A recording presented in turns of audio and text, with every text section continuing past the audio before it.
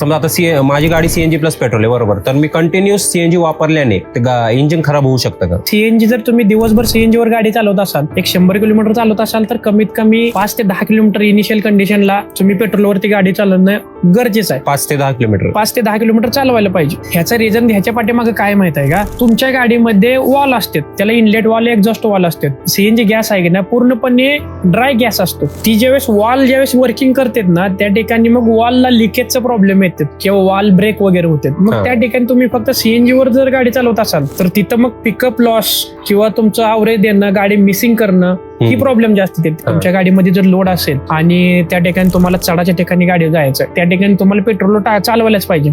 Engine जर power कमी प्रमाणात तयार करत असेल, तुम्ही काय करणार, हाफ क्लच वरती गाडी चालवणार. त्याचा परिणाम कुठे होणार? तुमची गाडीचे क्लच प्लेट लवकर खराब होणार. त्याच ठिकाणी जर तुम्ही पेट्रोलवरती गाडी चालवत असाल तर तुमच्या गाडीचे वॉल पण खराब होणार नाही किंवा हेडचं काम निघणार नाही, मिसिंग होणार नाही, मेंटेनन्स पण कमी होईल आणि तुमच्या गाडीची क्लच प्लेट पण चांगली राहील.